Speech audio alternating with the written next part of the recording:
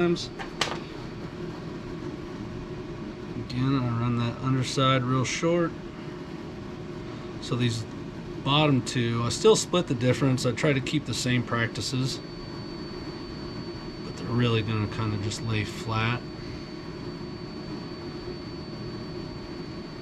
Just because they are towards the bottom, there's not going to be much separation. And this last one that I do, I will just lay flat on there and put a couple wraps on, a couple locking hitches, and then onto the wire.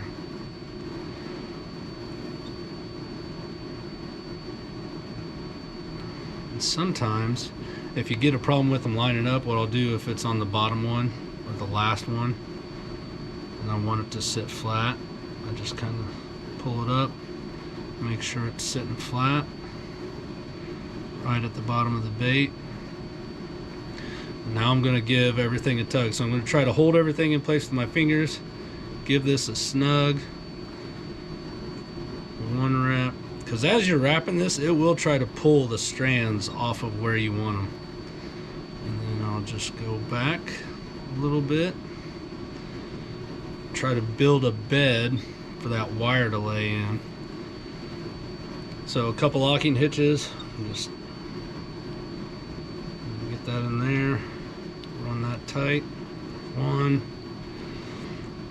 Now if I do tie with just the thread, I usually do 7 locking hitches, glue it, and then 7 more locking hitches, and I glue it again.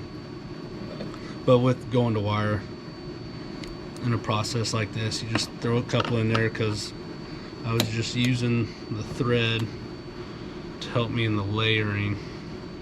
You throw that many strands in there, trying to layer it with your fingers is a horrible nightmare that I wouldn't ask anybody to watch a video on. So, little piece of wire. The way that I do this is I take a wrap and then I wrap back towards this leg, which locks it in, and then when I snug it and it pinches down on itself, the wraps are what actually lock that wire on there. I've done that in a video before, but in case you've never seen it. So I start at the top and I'm going to wrap back towards the hook. And it is really, really important to make sure that you are wrapping back towards that leg. So as I said before, that is the mechanism that locks it in place. So I get 3 or 4 wraps there. I'm going to take a pair of pliers that's got teeth on it. Grab a hold of it there real good. And then I'm not trying to moor the Titanic when I pull on this. I'm just trying to get it to cinch down a little bit. You can see how that kind of holds right there. And I just finish off with some wraps. 1, 2, 3, gonna go to 10. That's 4, 5, 6, 7, 8, 9, 10. That gives me enough space to work with. And then I just go about 1/4 of an inch off of the lure. Nip that off. Tuck the tail. And then the finishing piece, just nipping the little tabs off all these guys. And because I run it so close, I try to get back as far as possible without having that happen right there. See, they're stuck together. Whoop. So just pull that apart real quick. Kind of like my own little bonsai tree.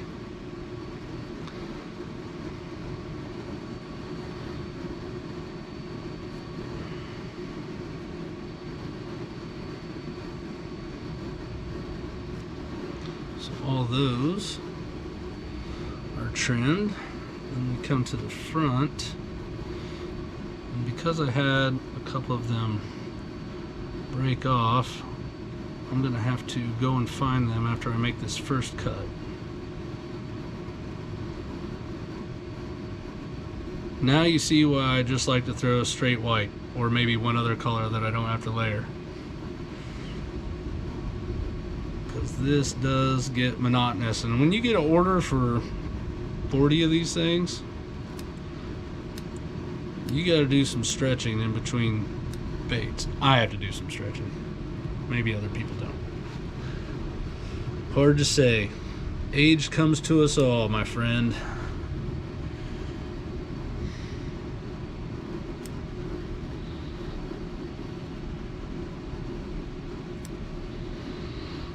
I think I got them all. All right, so take that out. So you can see here how the top threads or the strands are longer than the ones on the inside. So it gives the appearance of bulk around the hook, and then it gets thin just on the back side of the hook. And what I have found is that is a recipe for success. So you can see like that clear is not exactly on the bottom. Just give it a twist. There you go. Got a nice layered out look. And if you don't like the way the strands are laying, you can come back and comb them out. If you get one that's like sticking straight out or it's not playing ball, just give it a small tug, and that small stretch will usually make it lay right back down. So we're going to outfit this guy with gold blades, gold beads, and a gold clevis. So the first thing I do on my spinnerbait is I throw a little bead on there because I hate it when my clevis gets caught in that bend.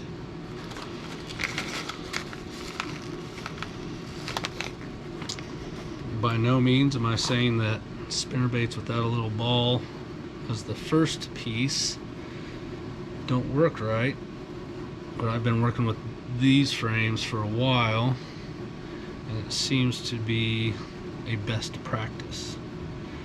So this is the important part. Clevis goes on, and I have done this before. Make sure your leading blade goes on right, so the bow to outside goes towards the bait, and then mount that on there. Nothing will make you more upset than when you get a bait put all together and your first one, the one that you can't change out without disassembling it or ruining it, is on backwards. That'll upset you.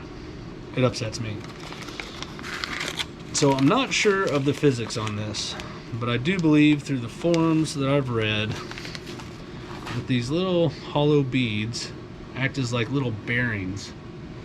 So anytime I got a clevis, my front one, I always, at a minimum, one in front, one in behind. But because I'm going to run a plastic spacer sleeve, I'm going to put an extra one on there. Just like so, because I've never built one with number 4 willow blades, not the gold ones anyways. I have the silver ones. Grab one of these guys, throw him on there. If you have a spinnerbait that has a plastic sleeve on it and you don't like the distance of where that front blade sits when it's running, I just take a knife and I trim a little bit off there. I mean, it's soft plastic.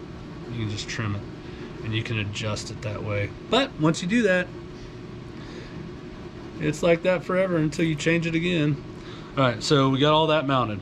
The next is the bend back here. I put a locking hitch on mine, just because it seems like when I don't, I talk to other people and they're like, yeah, the trailing blade came off. I've fished hundreds of these. I don't know how they do it, but it happens. It's never happened to me. But fishing is fishing, and different people fish differently. So in order to mitigate that, so what I'm looking for here is that little kick out is perpendicular to the arm. And then same pair of pliers, it's got that little U channel in it. I'm just going to press down, and that's going to start the bend of that little end leg around the arm. And then I use a pair of pliers to complete that loop.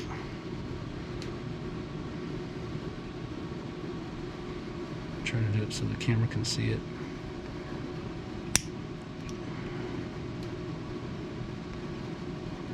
Alright, so there you can see the bend for the locking hitch has started. And this is where the wrestling match begins. So I'll take another pair of pliers and just try to crush that down.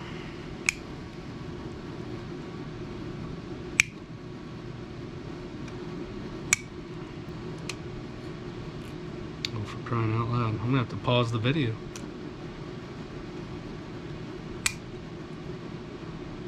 I can see the comments now. You had me until you did the locking hitch. So anyways, I'm not gonna make you guys go through that. So the locking hitch comes